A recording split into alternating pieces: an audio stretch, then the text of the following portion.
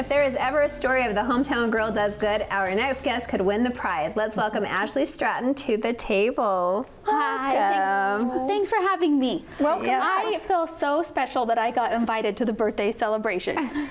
So this is eat great. your cake and ditto. Enjoy. I mean, we're the super lucky ones. Have your cake and eat it too. Yes, I'm trying. You've been here a couple times. Yeah, I have. So it feels like I'm at home. Yeah, when you're I not come nervous here. now? No. Well, And why wouldn't you be Not it. nervous? I mean, you're like out talking on stages and a motivational speaker now. yeah, I try to not, I mean, being in front of people has always been my home. Like, I love being on stage. That's where I have my connection with Natasha. It's like, Yes. it was back in the pageant days. 2008. You were Miss 2008. Spanish for 2008. Yep, 2008. So it's been a long time. But I feel like that's where I got my roots in speaking, and that's where I really found out, wow, I really have a passion for this. And I got feedback after the speeches just in the pageant world, and I thought maybe there's something here where I can really help people like change their lives or help them at least make some decisions that could put them on a different course, you know? So that's where it all began for me. It was really in the pageant world. I love that so much. And then you get married and have kids, and then Yes. are you able to just do everything you want to do? No. Kind of have to take a little break? Yes, so I got married and had kids. I had a few speaking gigs like before I had kids, like in college, like at leadership summits and things. And then I really started to love it. And then I got married and had kids, and it really rocked my world. And that's when I realized, okay, how are people doing this? Like, I see other moms pursuing their goals and their dreams. Like, what are they doing? So that kind of spearheaded me getting back into speaking. Is I really wanted to go after the goal setting process. That's one of my keynotes. I have a goal setting keynote that I take around to women's groups and youth groups to help them achieve their goals. But I recently started interviewing women. Like, what's the goal setting process? What does it look like? And I just finished interviewing over 100 women entrepreneurs. Wow. I saw that And- actually. That was awesome. Impressive. So rewarding. Yeah, it was really fun. It was so much work. Like, even just setting up the interviews and scheduling with people and sending them the questions ahead of time and following up with them and then making social media posts about it. It's been a big project.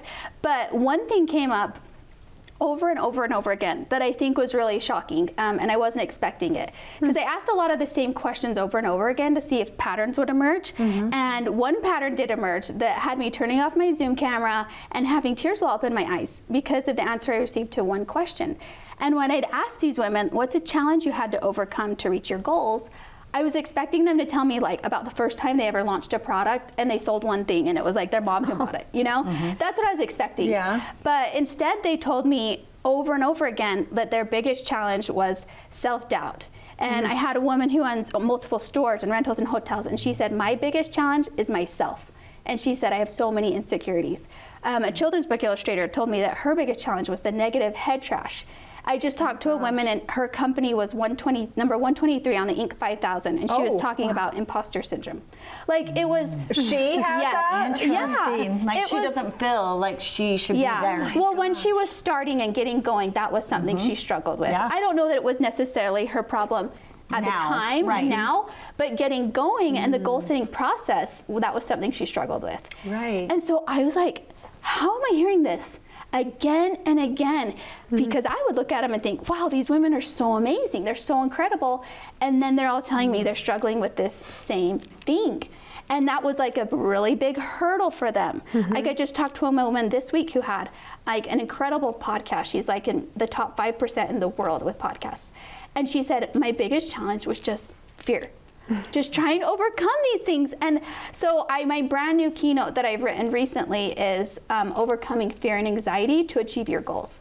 Because that was the biggest pattern that came up again and again and again. I think it's human nature, right? Yeah. And maybe us as women too, like being in the workplace or the workforce or owning a company, maybe that even looks less than. So I do believe that fear-based anxiety to, can I do this? Will I succeed? Yeah. Will I fail? What that looks like. Yeah. Work-life balance, wanting to be like 100% at everything, and Right. it really does probably take it does take a village. I mean, you For have sure. to have a supportive family, you have to have a supportive husband, you have to have support for all of those things, Yeah. right? But if you Yeah. never do try and take the step, you never know what you're going to miss. Right. Absolutely. So yeah.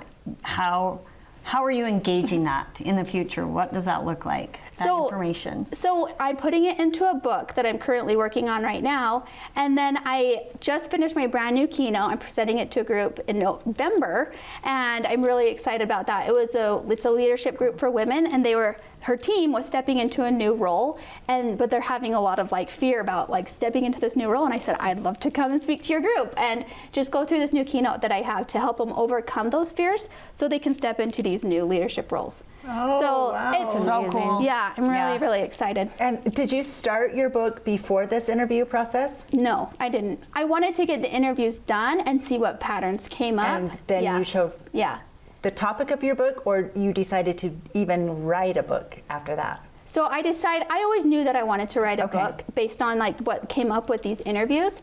And I'm still going to continue to interview women. This isn't the end for me. I wanted to reach 100, but I'm still going to continue to interview women. And I think my questions will evolve too, just in the process of, what's coming up? What gets in the way of accomplishing your goals? And so now I'm going to take all of that information that I have and put it in a book. And as I continue to get more information, I'll just probably update the book as I go So on. Ashlee, I want to ask you that question. What's gotten in your way to accomplish your goals? Oh my goodness. So many things for me. I feel like one of the biggest things is just, and I hope this doesn't come across in a wrong way, but a lot of times for me, it's my family life. It's really hard for me to be able to achieve my goals and still be the mom that I want to be. Right. So one thing that I loved, I interviewed Al Caraway, and she's an award-winning speaker and author. Yeah. And we had the same idea of what it takes to accomplish your goals. And she said, for me, it's a supportive spouse. And she said, I could not do what I do without my spouse, because he helps me, supports me so much. And I asked her, I said, but what if someone doesn't have a supportive spouse? Because there's going to be people listening that don't. Yeah, they're either single or not supported. Yes, yes. And she said, well, then do you have enough self-love for yourself to sit down and have that hard conversation with your spouse to say, hey, I love myself enough that I want to show up this way in the world. And my goals mean enough to me, can you help me and support me in this? And I really like that. She said it all comes back to do you love yourself enough to say, hey, I have something I want to do to help other people, to a message I want to share. I love how you also said that she said, this is the way I want to show up in the world. Yeah, yeah. Right. Yeah. That's really cool. Yeah.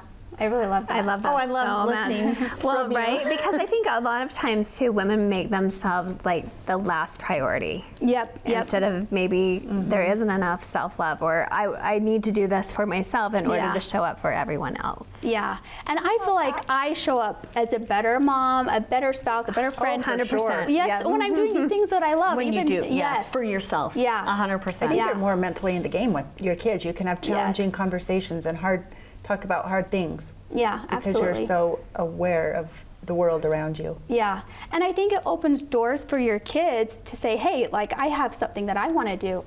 That woman I talked about that's on the Inc. 5000 list, she said her son is starting a business as a teenager, and he's not dealing with all the fear and stuff that she had to deal with, the imposter syndrome, because he's like, I've seen my mom do it. I know I can do this, and he's just going for it. So he doesn't have all those mental blocks that are stopping him. Oh my gosh, I love you so much. I love this. This is that positive energy. Yeah, You're so awesome. Well, I wanted to leave you guys with a little challenge, if that's okay. Yes. What is it? So I have this summit necklace that I've created. It goes along with it goes along with one of my keynotes. So it says accomplishing a goal is like climbing a mountain. And we invite you to wear this necklace as a daily reminder to climb your mountain and accomplish your goals. And there's a few more things on there that you can read about. But one of the biggest things that I found is 3% of adults have written goals. And so you're 42% more likely to achieve your goals if they're written down. So there's a place for you to write your goal and a target date on there. And so, but climbing a mountain, a lot of times y'all just stop. If you get tired and pause and look at the view, I think that's what achieving a goal is like. Sometimes we have to pause, we have to get help along the way. So I chose the mountain as my symbol for that. So I have one for each one of you. And I want to ask you to write your goal on there. I'm so proud of her.